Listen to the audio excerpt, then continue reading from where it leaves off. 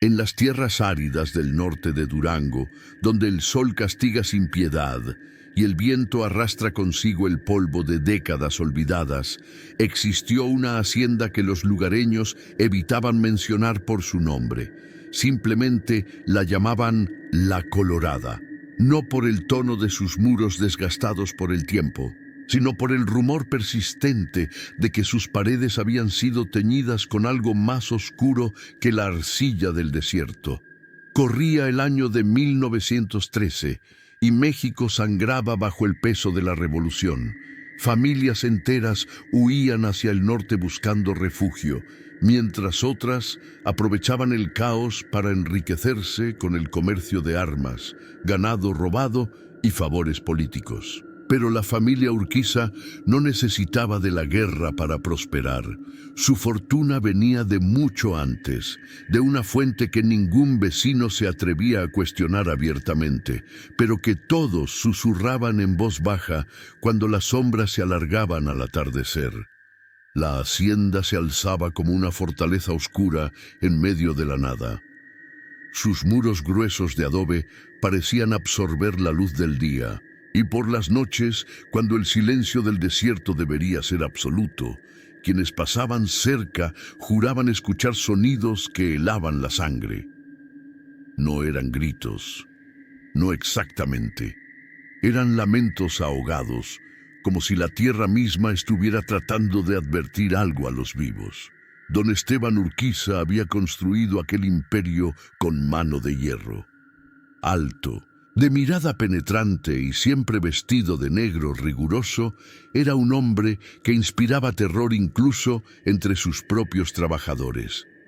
Nadie sabía con certeza cómo había amasado semejante riqueza en una región donde la tierra daba poco y el agua era más valiosa que el oro. Sus rebaños eran los más grandes de la comarca, sus cosechas las más abundantes, y su influencia se extendía hasta la capital del estado.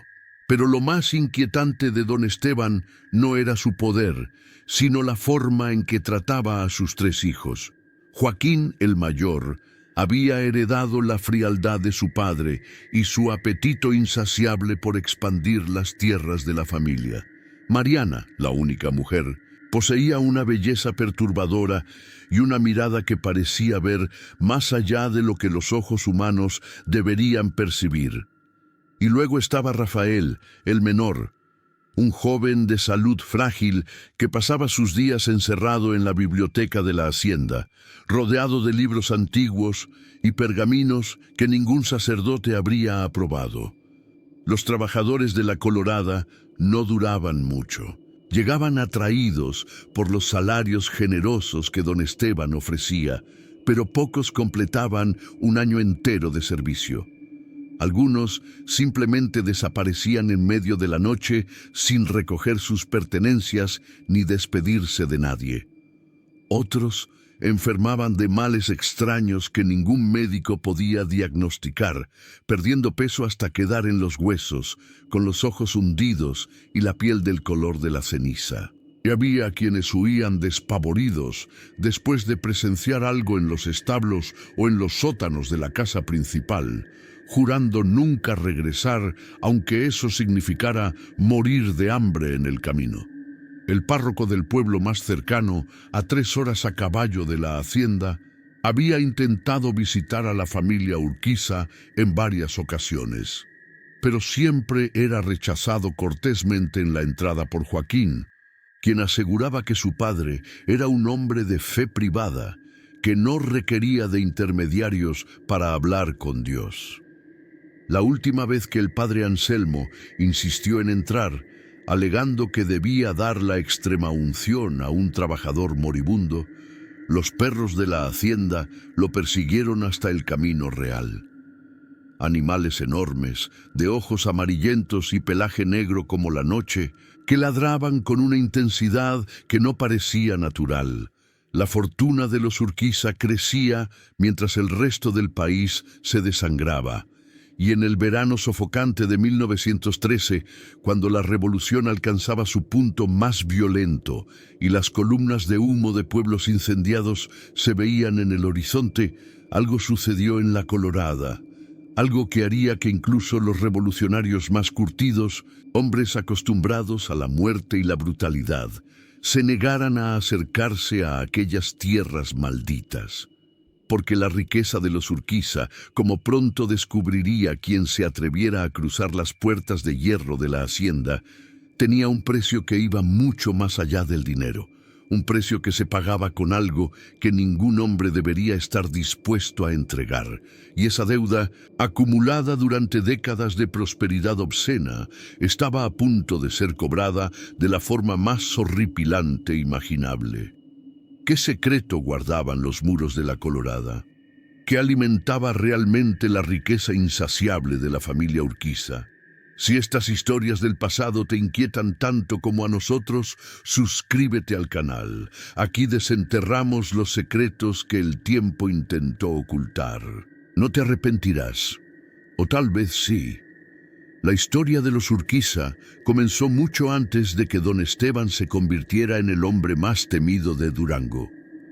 En 1867, cuando la República era restaurada y el país intentaba sanar las heridas de la intervención francesa, un joven Esteban Urquiza llegó a estas tierras áridas con nada más que un caballo exhausto y una pequeña bolsa de monedas de plata. Nadie supo nunca de dónde venía exactamente.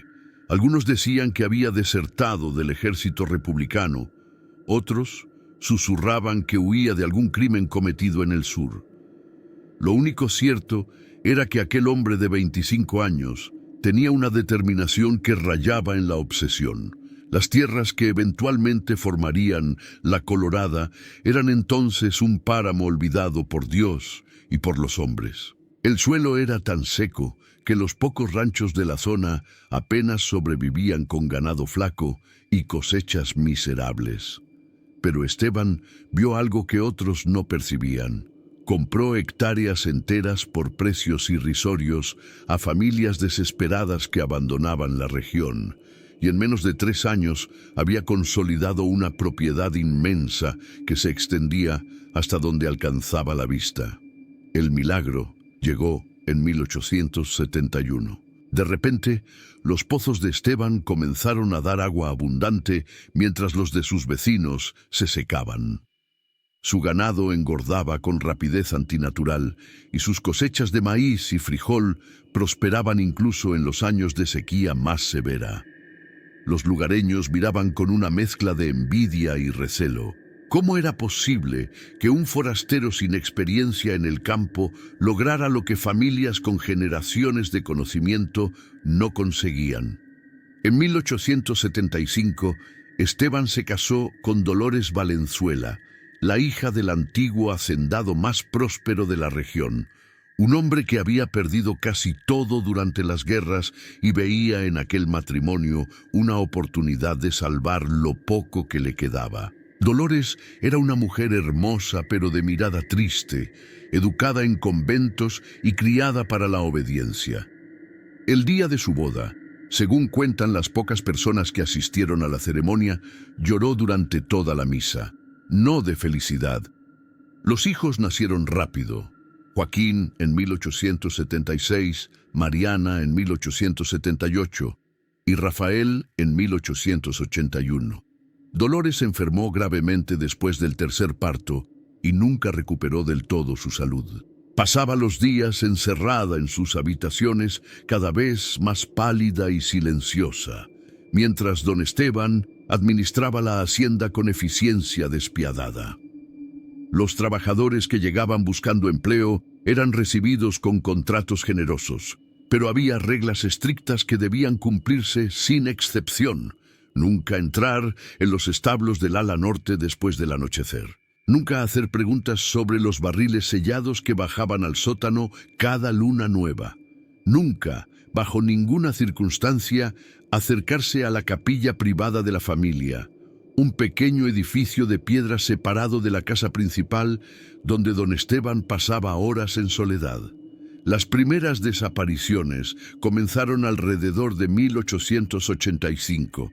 Un peón llamado Secundino Flores fue el primero. Había trabajado en la Colorada durante 6 meses y había ahorrado lo suficiente para traer a su familia desde Zacatecas.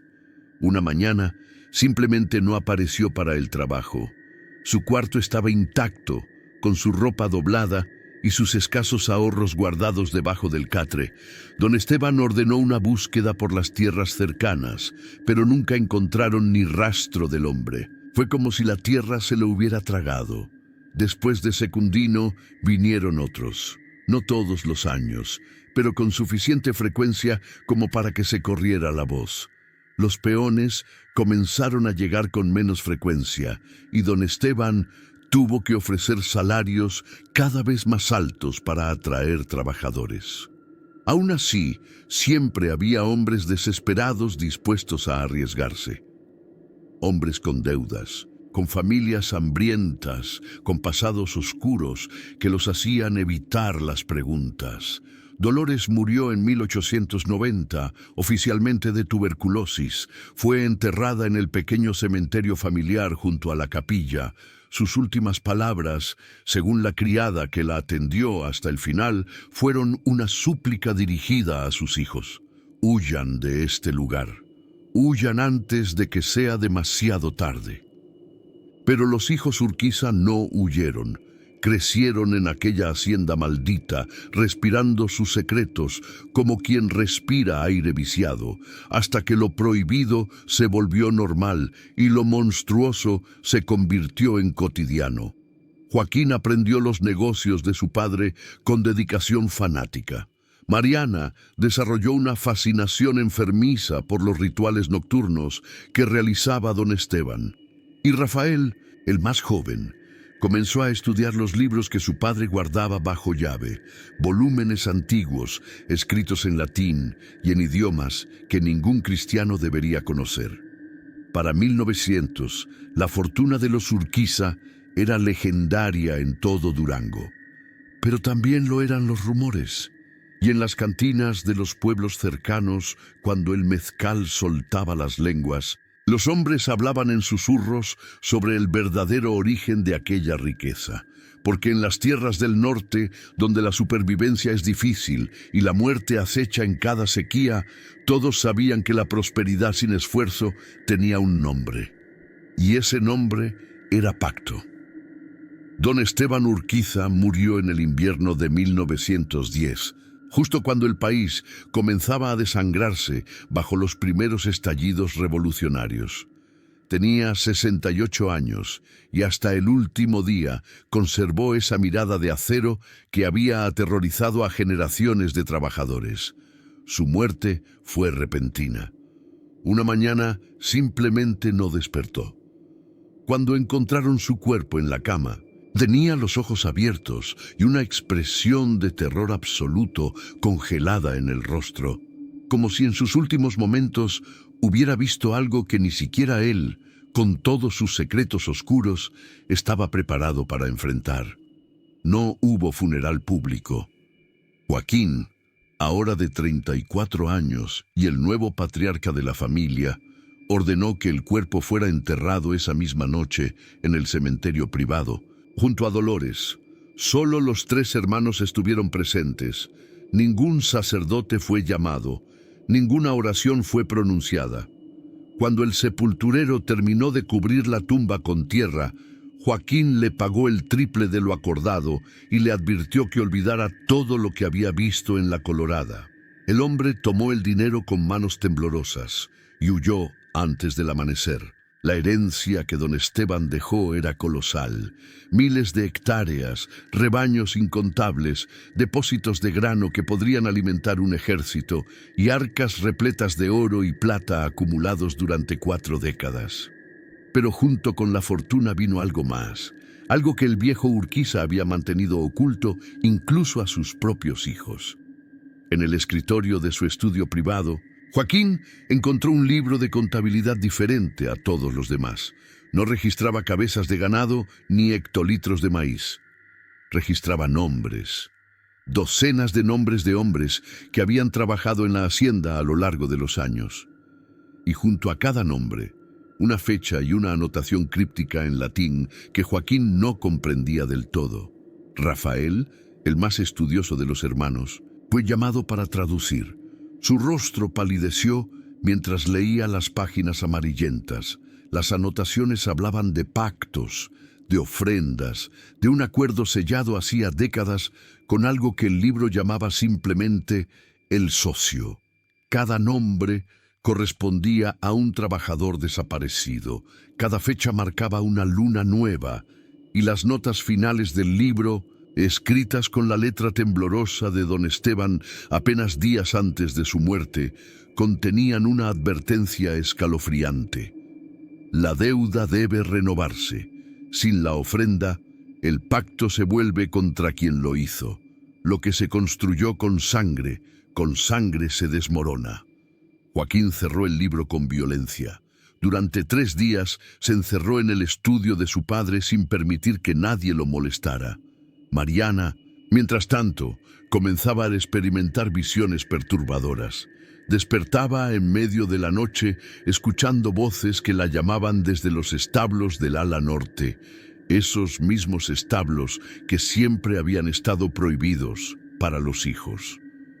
Una noche, incapaz de resistir más, tomó una lámpara de aceite y caminó descalza por los pasillos oscuros de la hacienda hasta llegar a las puertas de madera reforzada. Lo que encontró detrás de esas puertas nunca lo reveló completamente, pero cuando regresó a la casa principal tenía la mirada vacía y las manos manchadas de algo oscuro que no era barro. A partir de esa noche, Mariana cambió. Se volvió silenciosa, casi catatónica durante el día, pero por las noches vagaba por la hacienda murmurando en un idioma que sus hermanos no reconocían. Los trabajadores que quedaban comenzaron a huir, primero de 2 en 2, luego en grupos. Para la primavera de 1911, la Colorada funcionaba apenas con una docena de peones, todos ellos hombres desesperados sin más opciones en la vida. Y entonces comenzaron los fenómenos que harían que incluso esos últimos hombres consideraran la huida. El ganado empezó a morir, no de enfermedad, sino de terror. Los vaqueros encontraban reses muertas en el campo, con los ojos desorbitados y el corazón reventado, como si hubieran visto algo tan horroroso que su cuerpo simplemente dejó de funcionar.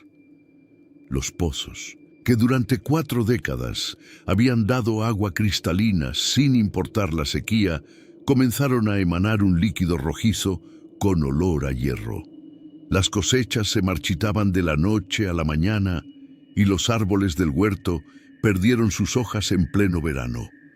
Joaquín intentó mantener el control con mano dura, pero incluso él comenzaba a mostrar signos de deterioro.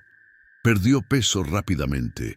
Su cabello se volvió gris en cuestión de semanas y desarrolló el hábito de hablar solo cuando creía que nadie lo escuchaba.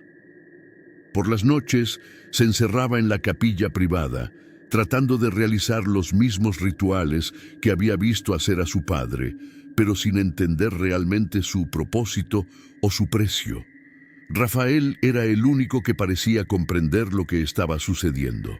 Pasaba días enteros en la biblioteca, estudiando los libros prohibidos de su padre, buscando desesperadamente una forma de romper el pacto sin destruir a la familia en el proceso. Pero mientras más leía, más se daba cuenta de una verdad aterradora. El pacto no podía romperse. Solo podía renovarse o dejarse consumir todo lo que había creado. En el verano de 1912, 1 año y medio después de la muerte de don Esteban, la situación en la Colorada se había vuelto insostenible. Solo quedaban 5 trabajadores y todos planeaban huir en cuanto recibieran su pago. La hacienda, antaño el símbolo de prosperidad más grande de la región, ahora parecía una ruina habitada por fantasmas. Los muros se agrietaban sin razón aparente, las puertas se abrían solas por las noches, y desde los sótanos subían sonidos que helaban la sangre, como si algo enorme se arrastrara por los túneles subterráneos que don Esteban había mandado construir décadas atrás. Fue entonces cuando Joaquín tomó una decisión. Si el pacto de su padre requería sangre para mantenerse, entonces sangre tendría. Pero no la de trabajadores contratados que podrían ser rastreados. La familia Urquiza tenía enemigos, muchos enemigos acumulados durante años de abusos y arrogancia. Familias que les habían perdido tierras, hombres que habían sido humillados, mujeres que habían sido deshonradas. Joaquín comenzó a hacer listas, a planear, a prepararse para renovar el pacto de la única forma que conocía. Mariana, en sus momentos de lucidez, suplicaba que abandonaran la hacienda y dejaran que se derrumbara. Pero Joaquín no escuchaba. La fortuna era suya por derecho y no iba a permitir que ninguna fuerza, terrenal o de otro mundo, se la arrebatara. Rafael, atrapado entre la locura creciente de sus hermanos y su propio horror ante lo que estaban considerando, comenzó a escribir en un diario todo lo que estaba sucediendo, como si documentar la pesadilla pudiera de alguna forma exorcizarla. Para enero de 1913, la guerra civil que desgarraba México llegó a las puertas de La Colorada. Las columnas de revolucionarios necesitaban provisiones, ganado, dinero, y los Urquiza, aislados en su hacienda maldita, se convirtieron en un objetivo tentador. Pero lo que esos hombres armados no sabían era que estaban a punto de entrar en un lugar donde las reglas normales de la vida y la muerte ya no aplicaban. Un lugar donde la familia más rica de Durango había decidido que si tenían que caer, arrastrarían consigo a cualquiera que se atreviera a cruzar sus puertas. La noche del 23 de febrero de 1913, una partida de 30 revolucionarios cabalgó hacia La Colorada. Venían del sur, hambrientos y sedientos de sangre, liderados por un capitán que había jurado hacerse rico con el botín de los hacendados traidores. Lo que encontraron detrás de los muros de adobe rojo cambiaría para siempre las leyendas oscuras del norte de México. Los revolucionarios llegaron al anochecer, cuando las sombras del desierto se alargan como dedos esqueléticos sobre la tierra reseca. El capitán Evaristo Montalvo era un hombre curtido por la guerra, con cicatrices que contaban historias de batallas sangrientas y ejecuciones sumarias. Había saqueado docenas de haciendas desde que se unió a la revolución, y La Colorada no sería diferente, o eso creía. Las puertas de hierro de la entrada estaban abiertas de par en par, como una boca oscura esperando tragar a quien se atreviera a entrar. Montalvo hizo detener a su columna y envió a 2 exploradores. Los hombres avanzaron con cautela, rifles en mano, pero no encontraron resistencia. No había guardias, no había trabajadores, solo un silencio tan denso que parecía tener peso propio. Cuando los exploradores no regresaron después de 15 minutos, Montalvo ordenó avanzar al grueso de la tropa. 30 hombres armados entraron en el patio principal de la hacienda. Las antorchas que llevaban iluminaban débilmente los muros agrietados y las ventanas oscuras de la casa principal. Entonces vieron a los exploradores. Estaban de pie, inmóviles, frente a la puerta principal de la casa, con las espaldas vueltas hacia sus compañeros. No respondieron cuando les gritaron. No se movieron cuando Montalvo ordenó que fueran a buscarlos. 2 hombres se acercaron y tocaron el hombro de uno de los exploradores. El cuerpo se desplomó hacia atrás, rígido como una tabla. Estaba muerto, con los ojos abiertos mirando al cielo nocturno y la boca congelada en un grito silencioso. El otro explorador cayó de la misma manera. No había heridas visibles, no había sangre, simplemente estaban muertos, como si el miedo mismo les hubiera detenido el corazón. La puerta de la casa principal se abrió lentamente con un chirrido prolongado que erizó la piel de los revolucionarios más valientes. En el umbral apareció una figura. Era Mariana Urquiza, vestida con un camisón blanco que había sido blanco alguna vez, pero ahora estaba manchado con algo oscuro.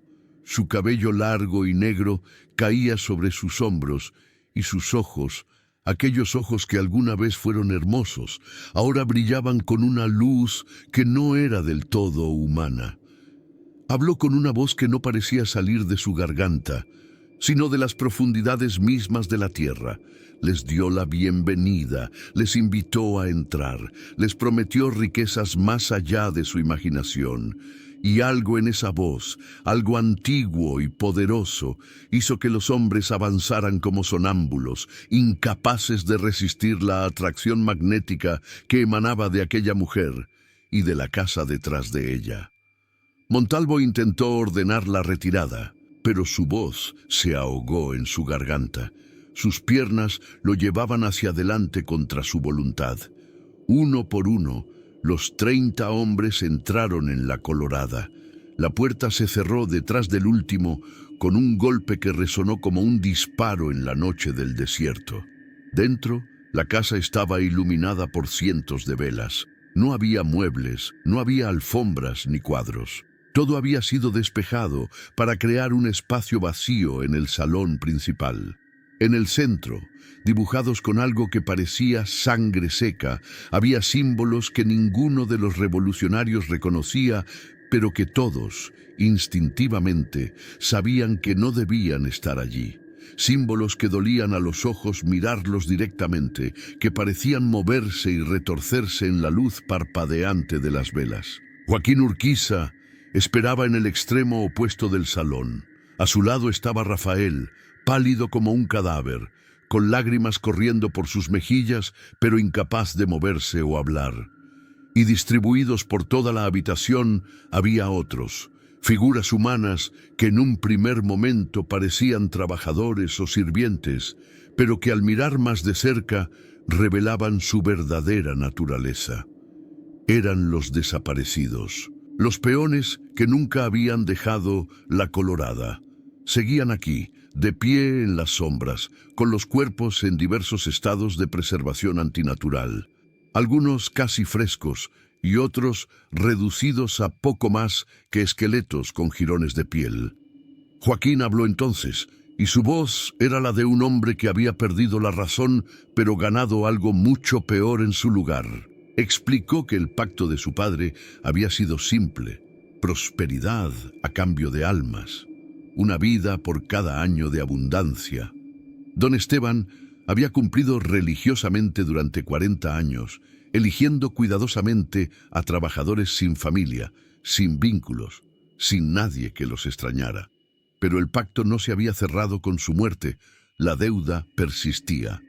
Y ahora, con la hacienda desmoronándose y la fortuna evaporándose como agua en el desierto, los Urquiza necesitaban renovar el acuerdo. Necesitaban sangre, mucha sangre. Los revolucionarios intentaron huir. Algunos dispararon sus armas.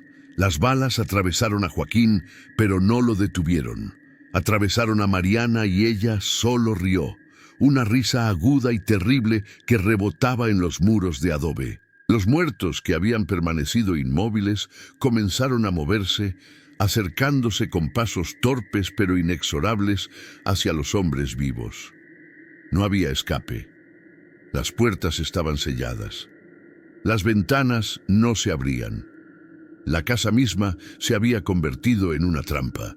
Lo que sucedió durante las siguientes horas quedó grabado en las paredes de la Colorada. Los pocos investigadores que se atrevieron a entrar años después encontraron marcas de uñas en las puertas, manchas oscuras que cubrían el suelo de manera casi ritual, y en las paredes, escritas con dedos desesperados en la agonía final, súplicas y oraciones mezcladas con maldiciones, pero ningún cuerpo fue encontrado jamás. Los 30 revolucionarios simplemente desaparecieron dentro de aquellos muros, tragados por el apetito insaciable de un pacto que había durado demasiado tiempo.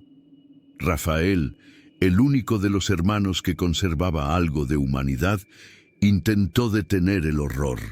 Según su diario, encontrado después entre los escombros de la biblioteca, luchó contra sus hermanos, contra las fuerzas que habían invocado, contra la oscuridad que había devorado a su familia desde antes de que él naciera. Pero era demasiado tarde. El ritual ya había comenzado. La sangre ya había sido ofrecida. Y el precio por décadas de riqueza obscena estaba siendo cobrado en su totalidad. Cuando amaneció el 24 de febrero de 1913, un silencio absoluto cubría la Colorada. Los caballos de los revolucionarios habían huido durante la noche, dispersándose por el desierto. En el patio de la hacienda no quedaba ninguna evidencia de que 30 hombres armados hubieran entrado allí. Sus armas habían desaparecido. Sus pertenencias se habían esfumado. Era como si nunca hubieran existido. Pero dentro de la casa, en el salón principal, yacían 3 cuerpos. Joaquín Urquiza estaba desplomado sobre el círculo de símbolos, con el pecho abierto como si algo hubiera salido desde dentro. Mariana se encontraba en una esquina, encogida en posición fetal, con una expresión de paz extraña en su rostro finalmente sereno. Y Rafael estaba sentado contra la pared, con su diario abierto sobre el regazo y una pistola en la mano. Había elegido su propia salida antes de que el pacto pudiera reclamarlo también a él. La fortuna de los Urquiza, acumulada durante 4 décadas de pactos oscuros y sacrificios innombrables, se desvaneció en una sola noche, como si nunca hubiera existido, como si la riqueza misma hubiera sido una ilusión sostenida por algo que finalmente decidió cobrar, no solo con intereses, sino con todo lo que había prestado desde el principio. La hacienda quedó vacía y silenciosa bajo el sol despiadado del desierto de Durango, un monumento a la ambición que había devorado a una familia entera. Y en los túneles, bajo los establos del ala norte, donde nadie se atrevía a bajar, algo continuaba esperando. Esperando pacientemente el día en que otra alma desesperada decidiera que la riqueza vale cualquier precio. Cualquier precio. Los rumores sobre lo sucedido en la Colorada se extendieron como pólvora por todo Durango. Los revolucionarios que esperaban a la columna del capitán Montalvo nunca la vieron regresar. Enviaron exploradores que encontraron los caballos dispersos, pero ninguna señal de los hombres. Algunos querían organizar una expedición de rescate, pero los lugareños del pueblo más cercano les advirtieron que no lo hicieran. Les contaron en voz baja sobre la maldición de los Urquiza, sobre los desaparecidos a lo largo de los años, sobre los sonidos que salían de aquella hacienda en las noches sin luna. Pasaron 3 semanas antes de que alguien se atreviera a acercarse. Fue el padre Anselmo, el mismo sacerdote que años atrás había sido expulsado por los perros de la familia. Ahora anciano y tembloroso, pero movido por un sentido del deber que superaba su miedo, cabalgó hasta la Colorada, acompañado por 2 hombres del pueblo que llevaban crucifijos y rezaban el rosario sin parar. Lo que encontraron superaba cualquier pesadilla. Las puertas de hierro colgaban torcidas de sus goznes. Los muros de la hacienda mostraban grietas profundas como heridas abiertas en carne viva. El ganado que quedaba había muerto, y los buitres se daban festín sobre los cadáveres hinchados. El olor a descomposición era tan intenso que tuvieron que cubrirse las narices con pañuelos empapados en agua bendita. Dentro de la casa principal, el padre Anselmo bendijo los 3 cuerpos de los hermanos Urquiza y ordenó que fueran sacados de inmediato. Se negó a que fueran enterrados en el cementerio familiar junto a don Esteban y Dolores. Fueron sepultados en una fosa común a las afueras del pueblo, sin lápidas, sin nombres, sin oraciones, más allá de las mínimas necesarias para que sus almas tuvieran al menos una oportunidad de redención. El diario de Rafael fue recuperado y entregado al párroco. Después de leerlo durante toda una noche, el padre Anselmo ordenó que fuera quemado. Pero antes de entregarlo a las llamas, copió algunos pasajes en sus propios registros, fragmentos que consideraba necesarios para advertir a futuras generaciones sobre los peligros de buscar riqueza por medios prohibidos. Esos registros aún existen, guardados en los archivos diocesanos de Durango, con acceso restringido y sellados con advertencias escritas en latín. La hacienda misma fue abandonada oficialmente en marzo de 1913. El gobierno revolucionario intentó expropiar las tierras para redistribuirlas entre los campesinos, pero ningún campesino las quiso. Ofrecieron las hectáreas gratis, con títulos de propiedad legales, pero nadie aceptó. La tierra de la Colorada había sido manchada por algo que iba más allá de la sangre derramada.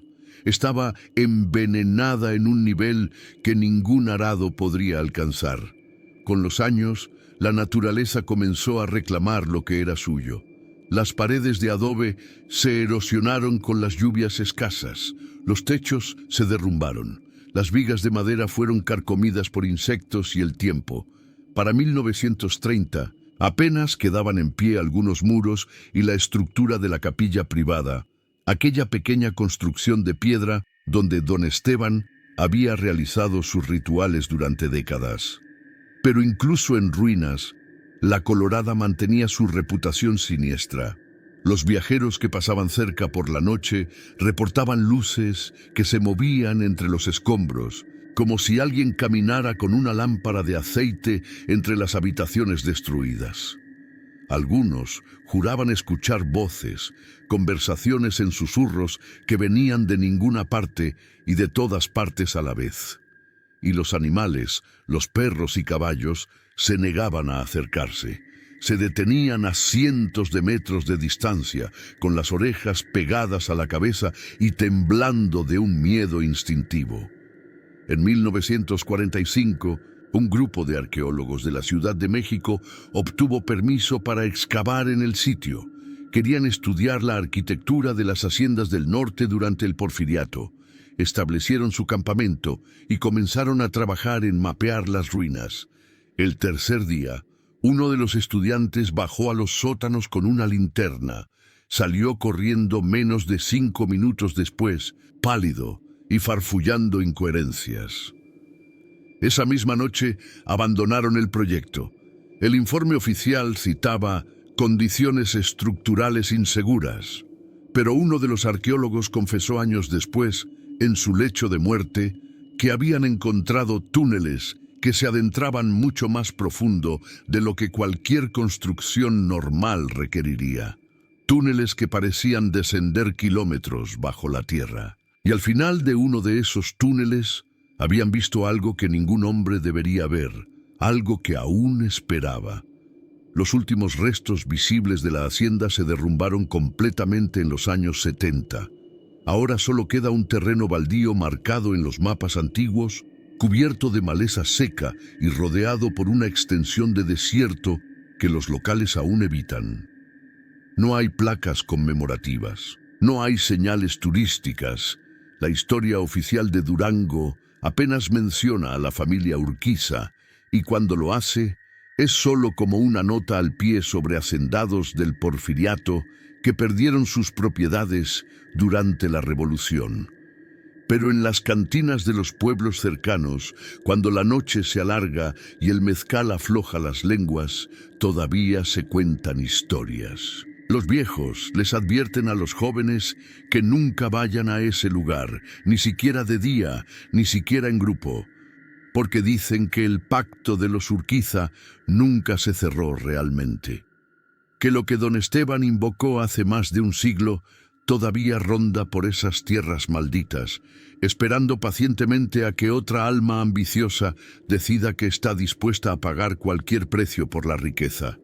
Y a veces, en las noches sin luna, cuando el viento sopla desde el norte, trayendo consigo el olor seco del desierto, los habitantes de los pueblos cercanos cierran bien sus puertas y ventanas, porque aseguran que pueden escuchar, transportado por ese viento, el sonido de pasos en tierra seca, el arrastrar de cadenas y voces que susurran promesas de oro y plata a cambio de algo que ningún hombre debería estar dispuesto a entregar. La hacienda ya no existe. La familia Urquiza ha sido olvidada por la historia oficial, pero en las tierras áridas del norte de Durango, donde el sol castiga sin piedad y las sombras se alargan como dedos sobre la tierra reseca, la Colorada continúa existiendo. No como lugar físico, sino como advertencia, como recordatorio de que hay precios que no vale la pena pagar, sin importar cuán desesperadas sean las circunstancias. Porque la riqueza construida sobre sangre y pactos oscuros no dura. Se alimenta de sus propios creadores hasta que no queda nada excepto ruinas, silencio y el eco perpetuo de almas que pagaron un precio demasiado alto por algo que nunca realmente les perteneció.